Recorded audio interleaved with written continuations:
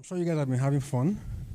And I think this is the most interesting session of today because we've talked a lot about theory, fundamentals, and the rest. Now we're going to be speaking with somebody who has been in the trenches and is still in the trenches. Let's please put our hands together for Mr. Olu Akanmu. Today we're going to be talking about product virality. And I think it's interesting for me because I also have a background from product development or product management perspective. I'm not a techie person. Maybe you are disappointed. I found myself landed there somehow from a journey which when I was listening to DG, it reminded me of where I started from as a salesperson in the pharmaceutical industry. And maybe before we start, I thought I will amplify a couple of the things that DG talked about. Sure. Just listen to him, reminded me of my sales days. When you are selling, there are also things we call decision-making unit, account management. That is when you're going to sell to a bank. Yes, there's the decision owner. I'm amplifying what DG has said. But you also have the finance director. Then you also have the head of retail banking. And each of those people have different interests, even though the final decision will be taken by the CTO. And in those days, in the pharma industry, where we are trying to sell to organizations, B2B, they will say things like, there's an influencer, there's a gatekeeper, there's a decision owner. You have to know the interest of each one because the CTO will not give the final order if the influencer, the executive director of the bank, is not convinced that the CRM system is going to deliver what he wants or the experience that they want to get. So sorry for the digression. I thought that's part of my journey. That's part of my journey from pharma. We also learned about features and benefits. And the simple way which I was taught in pharma was that as a salesperson, always say to yourself, so what? This computer can do 25,000 mega RAM, so what? Until you get to aha. When the customer say aha, then that's when you are selling that, what did you call that, intrinsic thing that they actually wanted, which means you always have a lasting memory of your family pictures. Then when you sell that way, you are a super salesperson. They say, your mouth is very sweet. That's when you are selling aha. I also thought when he mentioned close on vendor and partner, it's also very interesting for my former days. I remembered a matrix, 2 by 2, high and low, friendship, high, low. The other side is business, low, high. Friendship, low, high. When you are high on friendship, high on personal relationship, but very low on business. High on personal relationship and very low on business. You are just a friend. That's when you go to a customer and all you are talking about is family, weddings, and so on, soccer, and you say, I have made a call on that bank. So you are a friend in that box. When you are low on business and low on personal relationship, you are called an outsider as in that relationship. When you are high on business relationship but low on personal relationship, you are just a vendor, which I was talking about. When you are high on business relationship and very high on personal relationship, that you do good business, you're also the friend of the CTO on the personal level, then you are a partner. You want to locate your box within those four and move yourself to the partner side. Because ultimately, even in B2B selling, it's also about relationship, about people. And when two businesses are equal, the one that I trust, who I will invite to my house, will be the one I do business with. I thought I should just leave those ones. Now, so pharma industry is where I learned those things. I went to do advertising. Then I later went to do FMCG, telecoms, banking, and fintech. So that's my That's my journey. And thank you for reminding me of the... An interesting journey. So what? I like that. The so what? Yeah. Very interesting question. The so what for me when I talk to people, business or, is that I can see best practices in terms of strategy and innovation across industries and what will best work.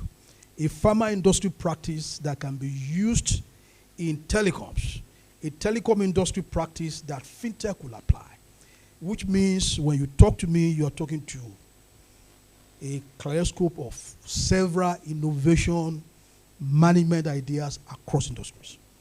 Thanks, Olu. So when we... Okay, I thought there was a clap there.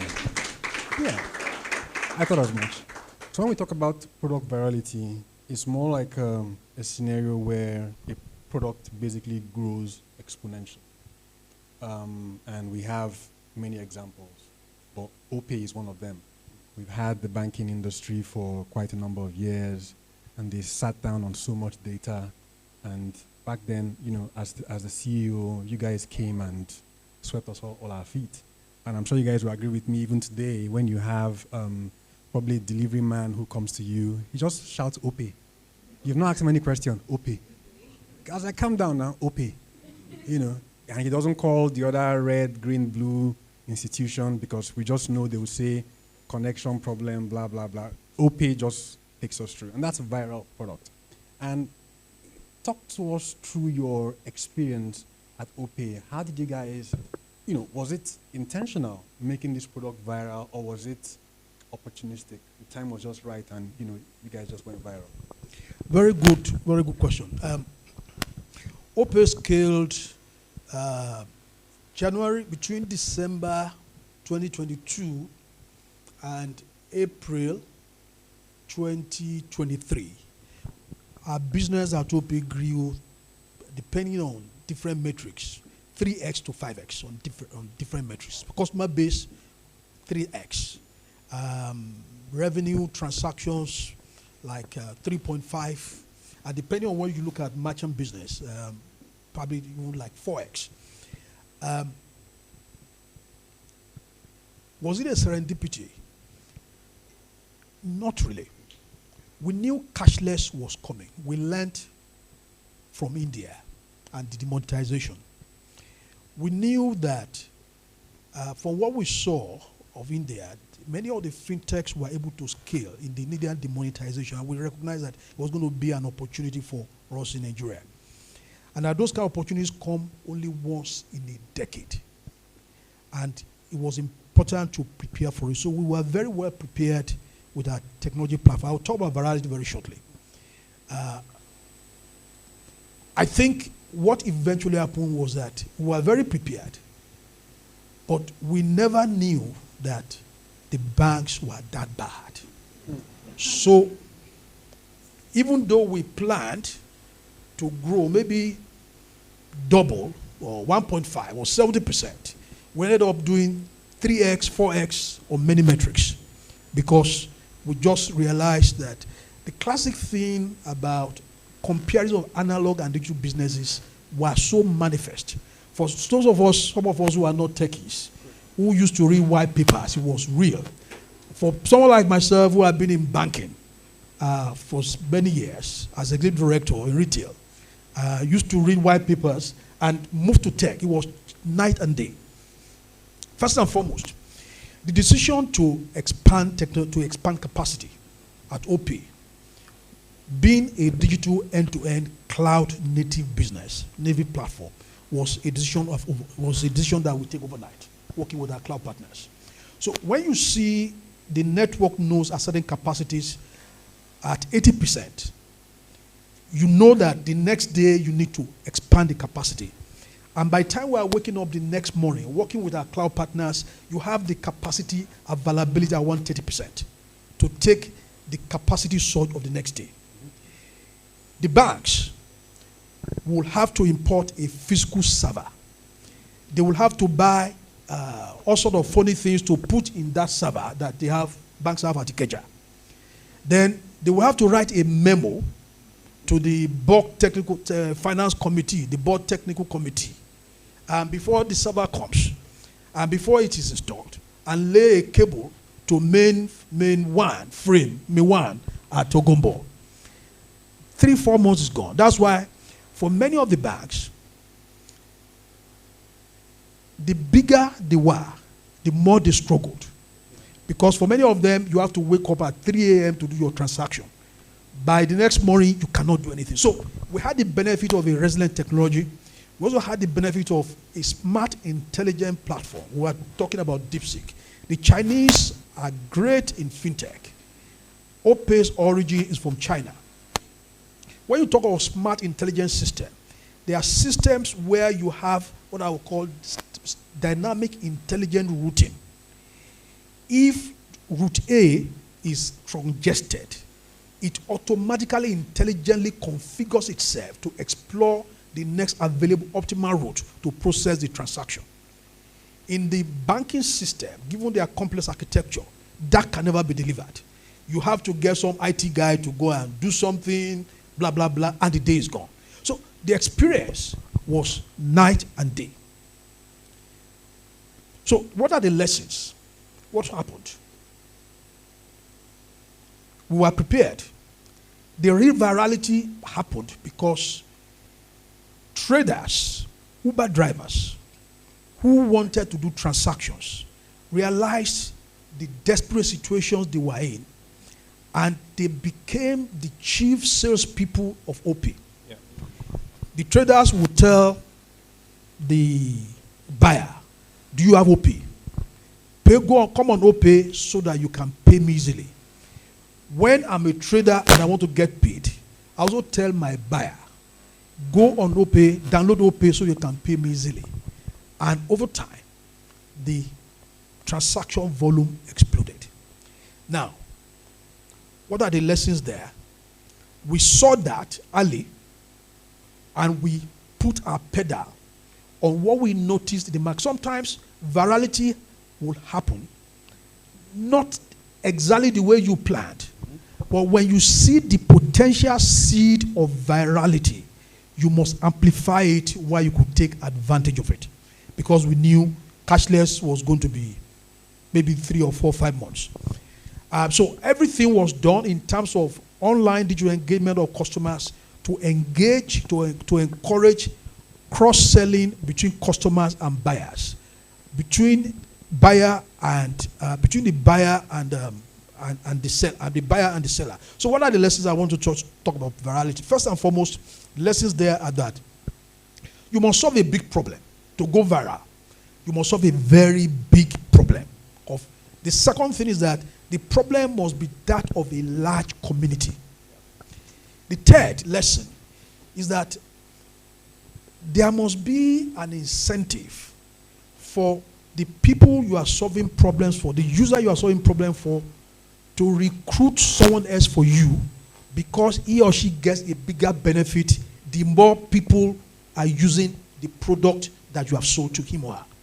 So that's why the trader at the Dumota, the Uber driver, will recruit someone else because his business and his benefit is better.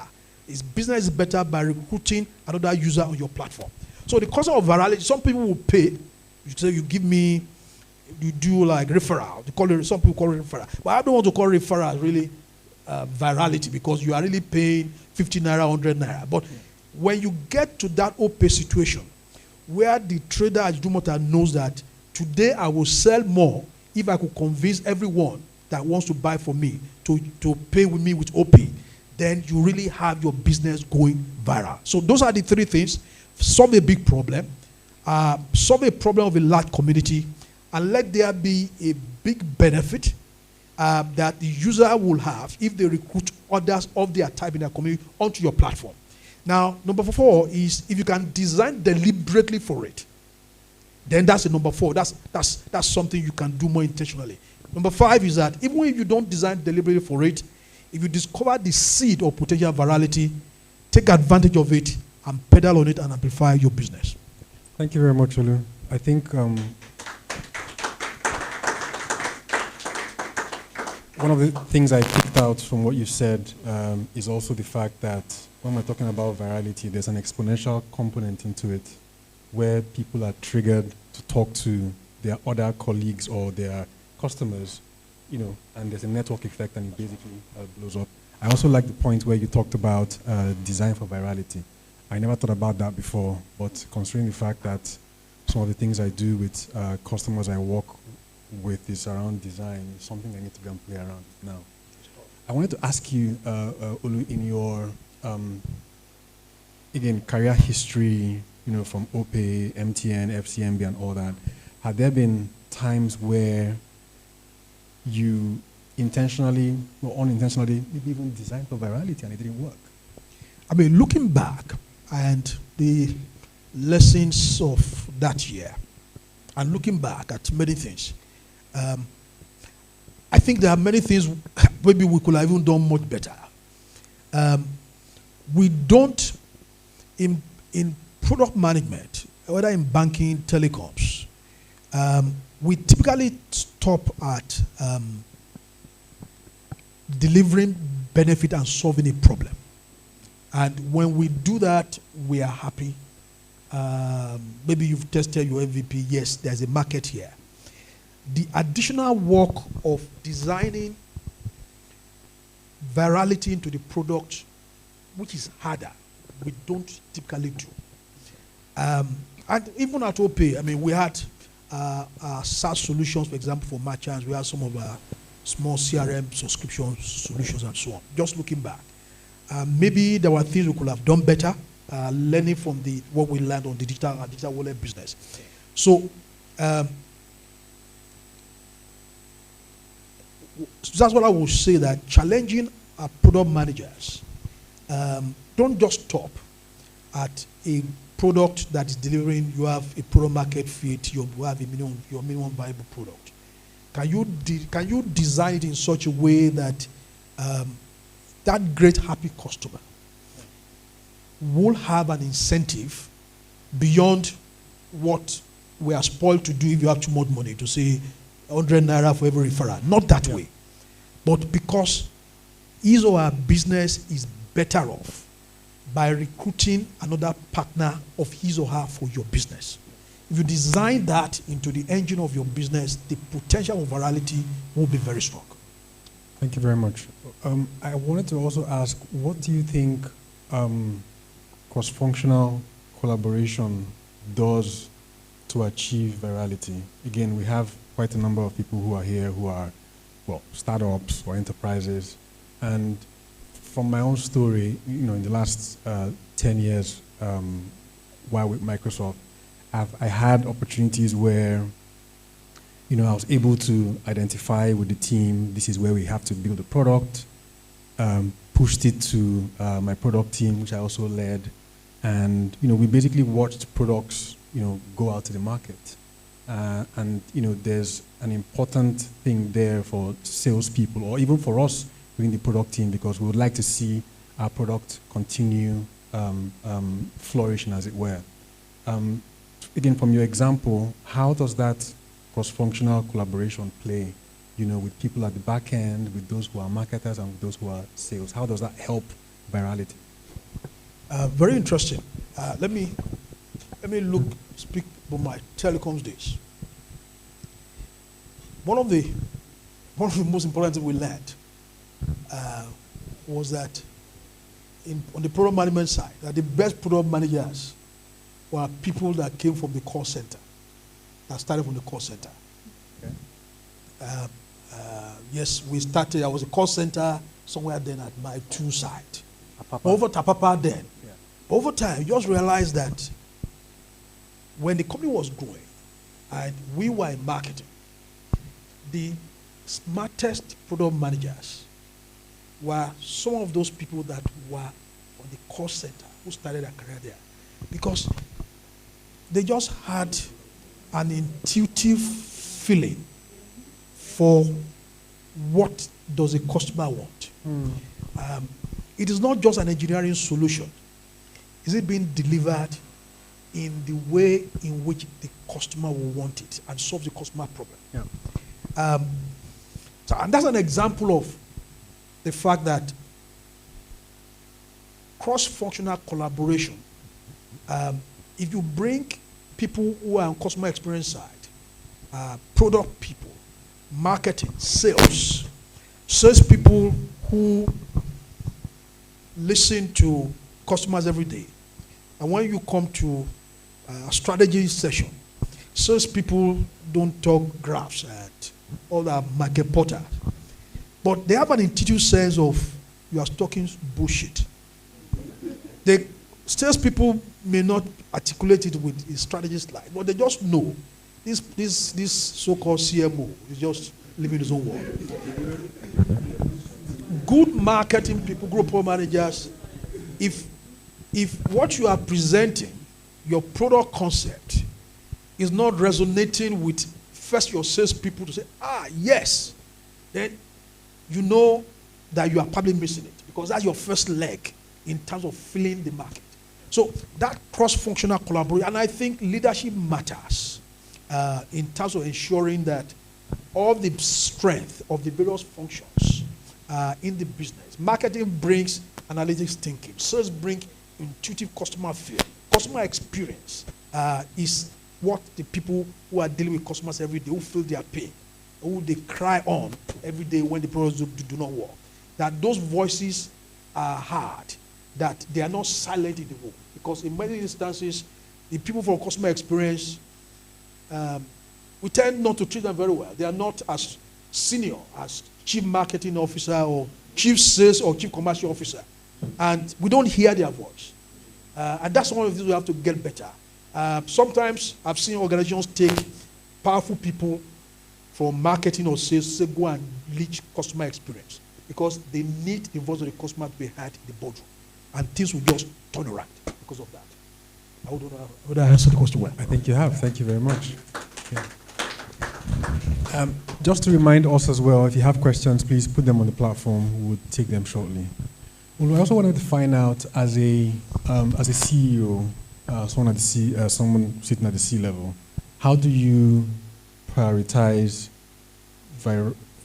potential virality, potential initiatives that can go viral, as compared to your other strategic goals within the same organization?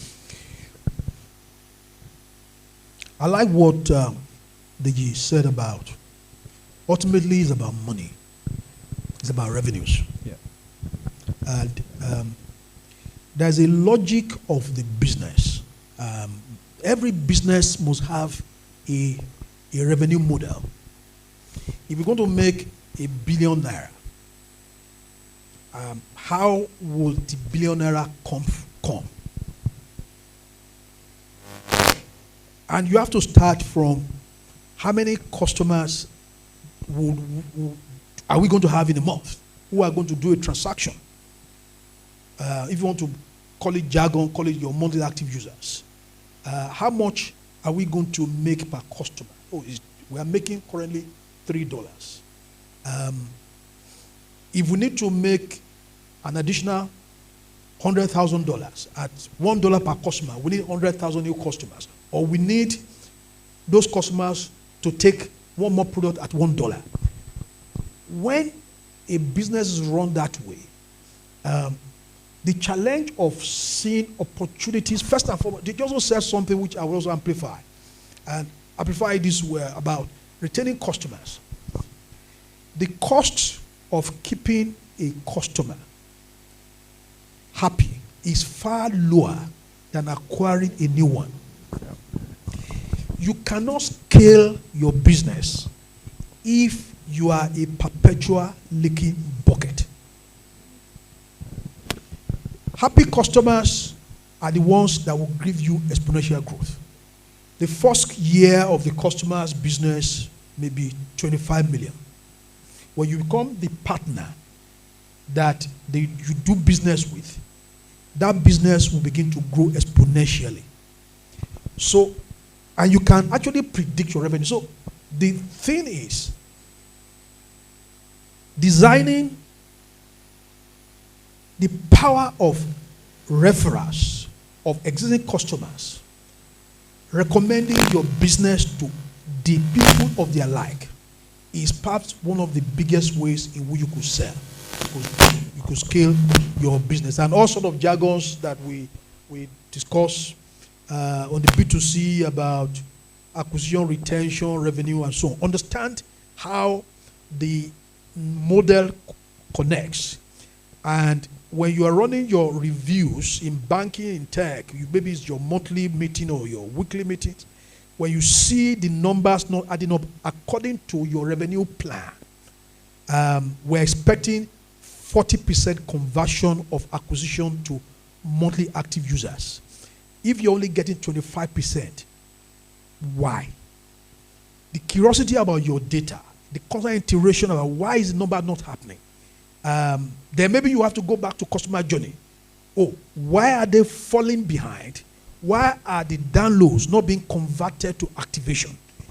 And depending on the business that you run and or your understanding of the customer journey, you will see the problem you need to solve. And of course, depending on the level of honesty that all of you in the room there are willing to say to yourself, so that you can identify the problem you need to fix, so that the customers can come and they can keep transacting and making money. You can keep making money. Thanks, Olu. What do you think are the common mistakes organizations make when planning or designing for viability? One of the things I will mention most will be that you could do all the virality design. The process of your customers getting on board in terms of activation. A lot of platform business probably lose potentially half of the opportunities at that point. You've done all the right propositions. You've done all the right virality design.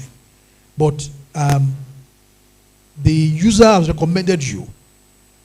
Now you need to get on board. And you could see the way the Googles are visual are very good. Where I saw another virality I want you to talk about. We didn't call it virality then. We didn't know it was virality. When I was in the advertising industry, and you needed to exchange ads, your creative advertising among yourselves, which were very heavy files, you have to go and get a Google Drive. I mean, that's the classic virality. We didn't know it was that. Yeah. So everybody have to be on Google so they could share stuff. So one of the things is that if the activation process, the onboarding process is very weak, you probably will sub-optimize all the things that you've done in terms of variety. And you could see that with OP. It was very easy when the trader at the Dumota tells you to say, download OP so that you can pay me. The process can happen right there in the market there in Balogun. Download it right there, activate it, and you can pay me. So the activation process, even when you've designed for virality, for the customers that you are designing for, must be extremely very small. So pay attention to the onboarding process. 50% of opportunities are lost, typically, when you've done all the hard work, sales, everything, because the customers just have a lot of pain. And they may do the first transaction. If that thing was a lot of pain, they won't do a second one or a third one. And unfortunately, we don't really pay a lot of attention to it because we're not measuring retention. Why are all the customers that we acquired? Why is it that after 3-4 months, it becomes like a waterfall? They keep going down. Something is not right. So that will be something to pay attention to. Thank you. So I think over the past 2 days, we've seen the deep skip or deepscape? DeepSeek. Whatever they did, they probably dropped NVIDIA down 13%. Everywhere was red yesterday. How do you see the concept of virality evolving as technology continues to advance? Very interesting. I think those DeepSeek and would you even say DeepSeek is a viral company? Obviously. Virality would be anything, I mean, the simple English of it is anything that I am compelled to tell someone else, and that person tells someone else, and everybody begins to do it. It's great if it's someone that is recommending it to me, but that's necessarily what ChatGPT is, and that's what was, and that's what this one is in his own way. I think that's why solve big problems. Yeah. And the reason I asked the question is because it's just been 2 days. Maybe in 1 month, DeepSeek may not exist anymore. I'm just saying. It will be, I think what we saw, we were just chatting about, I think what we saw with DeepSeek is that the Chinese designed for the world. The Chinese designed for markets of 1 billion people. When the Chinese are designing, they are not designing an uptake of 20 million. They're not designing a capacity of 50 million. They are thinking of 1 billion people. And that's the kind of thing. And they are looking for probably the most cost-effective way to do so. I think that's what you will see with DeepSeek. In terms of virality and technology, just a couple of reflections. It will look to me that the direction of technology will be such that virality will even become more powerful in platform business. If you look at something like blockchain, the concept of decentralized network and ledger systems, it means that if you design a product riding on a blockchain system in which everyone has a mutual key to every transaction, that's already a community itself. And that community itself, you can potentially ring fence it, provided there is a fundamental reason why all of them are connected. Then you are built, so perhaps a blockchain technology will allow communities to be built much more easily and potential virality. And it means that when you are connected to that blockchain community, when you get out of it, you lose your set of keys to the same kind of ledger system. So you have no incentive to get out because your life is better by being part of that distributed ledger system. So if anything, I think the directions of artificial intelligence or blockchain system, we will see more examples of what the Googles and the DeepSeek and the ChatGPTs have done in terms of products going viral. So I think the challenge for us will be when you launch a product, you have to start thinking of how do I get 10 million customers in 2 months? Different from how do I get 100,000 customers in 2 months? So when you are thinking that way, you are probably going to be forced to design virality ab initio into your product rather than the way we used to think about just MVP, we're happy and we are launching. Which also goes to my next question around virality and how do you sustain it in an organization? Not just the one-shot thing. You were viral 3 months and that's basically it. Before we started talking virality in platform business, in the old strategy world, we talk about networks, and we talk of switching costs. But the principle is the same. I think one of the things I want to share with a lot of people in platform business is that there's no great practice without great theory. As you practice and you are growing, try and learn strategy. Try and learn other things will help you to understand more of what you do.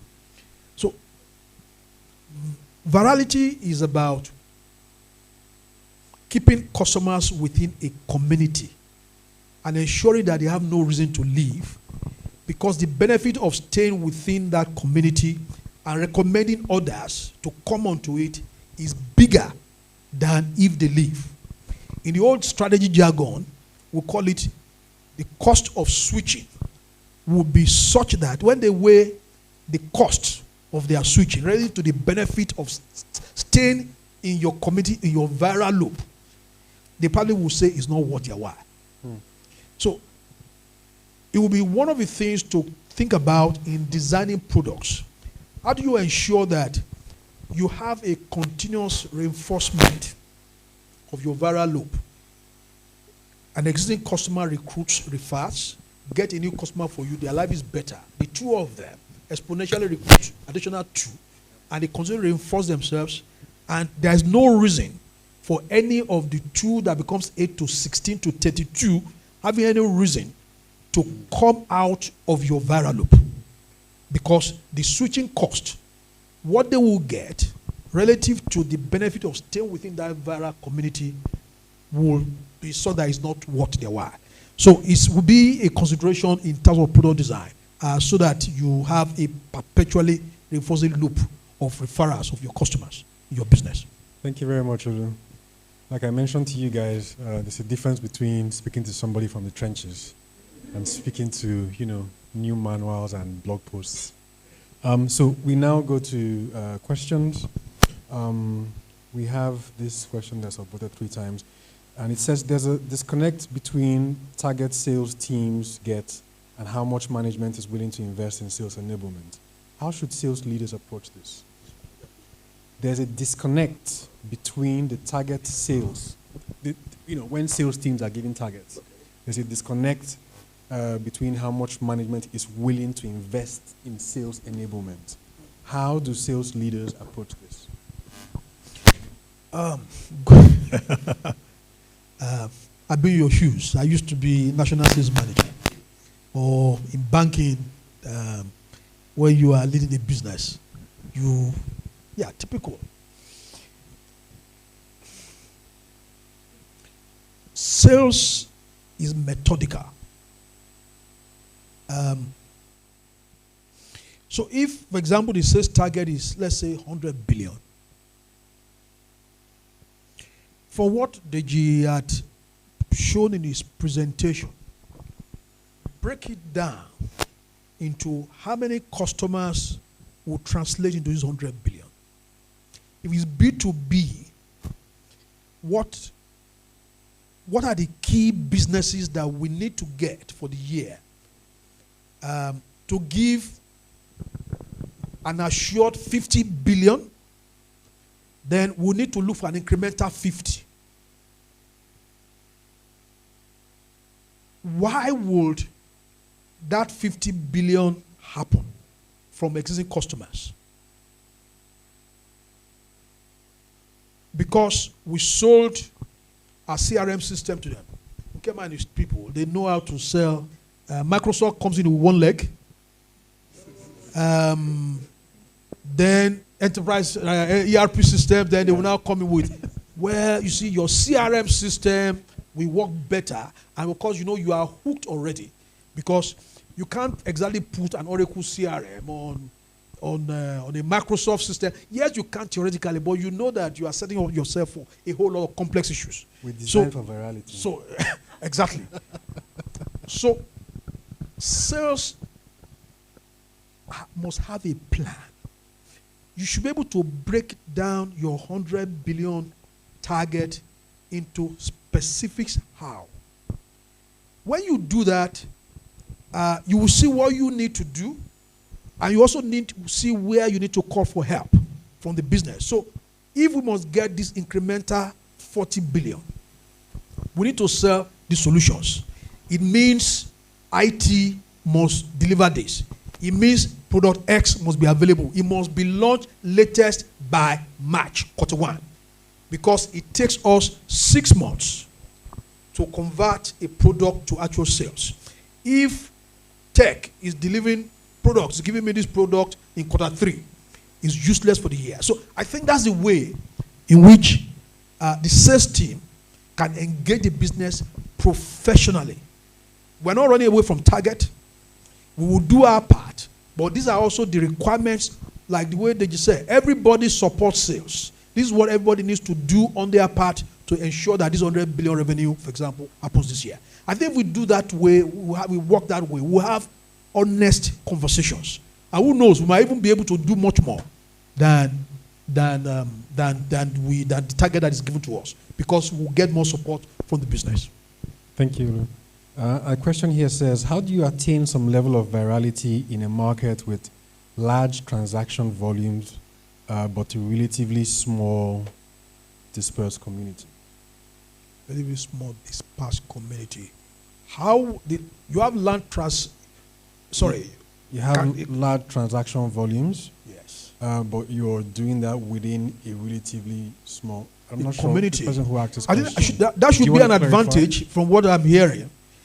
if you have a small community giving you a small transaction volume, that's actually potentially just match your leg on the pedal.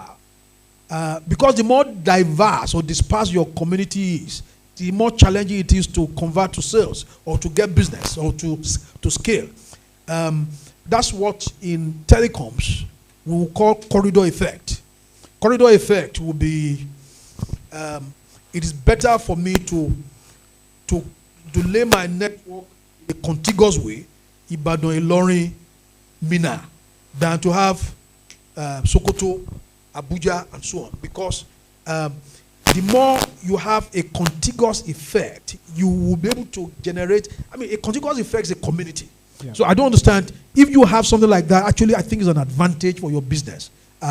Because everything you do, if you talk to customer A, customer B will hear, rather than you are engaging in Lagos, and the only way in which they will ever know what you are doing in Lagos is it will take them 3 months because the rest of your base are in Maiduguri. That will not be a kind of good business. But if you build together in a contiguous version, in a non-dispersed way, I think that's the way to go. It's actually an advantage, I would think. Thank you. Somebody else here asked, given your experience scaling the business at OPay, what were the key factors to consider when expanding this platform business across markets with different levels of digital adoption? So it will be design. You are designing for, if you are designing for different markets, find the right product find the right digital product for each market. So when you, first and foremost, let's say one thing as a general principle: design products to be simple. Use automation at the back end to eliminate what Digi was calling that several steps into a transaction. Use smart, intelligent, automated system such that the clicks to a transaction will be minimal, maybe maximum of 3.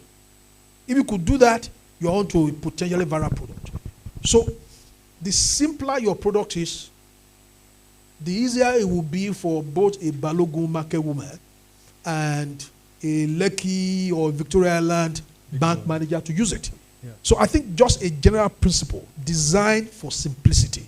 I think simplicity wins all the time. If you design for the least digital native customer to use your product, then you are winning everywhere. Okay, 2 questions before we go. It says here, talk us through your week. You come into the office on Monday, what do you do? Talk us through your week. And the second question is, why did you choose India as a case study for the cashless policy?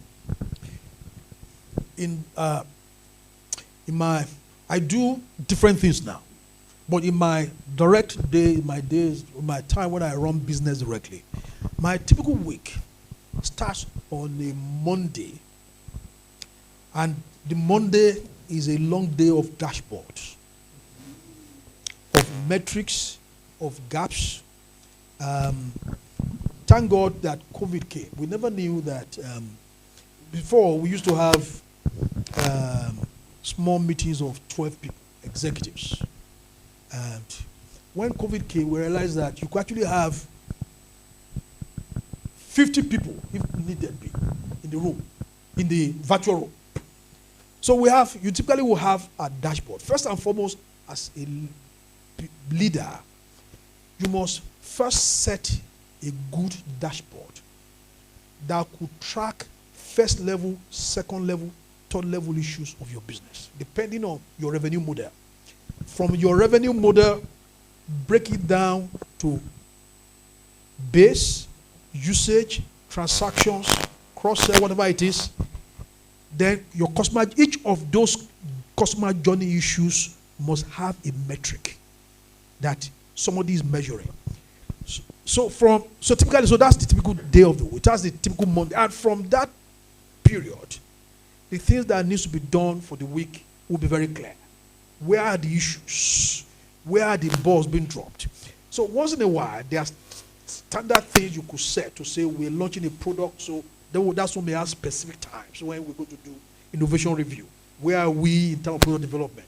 But that Monday afternoon typically sets the agenda for the week. So when people, for example, want to, apart from meetings I cannot dodge, when people say, let's meet next week, when I used to I used to say, well, let's talk on Monday evening. Then my diary for the week will be clear. Because it's on Monday, after reviewing your dashboard, that I know what the week will look like. Monday sets the tone. And the other question was around, what was your reason using India as an example or as a research model for your time? India has too many similarities to Nigeria. When you look at demographic structure of India, extremely gross inequality, wealthy people, poor people living side by side. If you go to Mumbai, you will see a $1 million flat. Then you see a shanty just across the road. Yeah. That's where Mumbai is. So in terms of demographic structure, so India is Nigeria, demographic structure, market structure,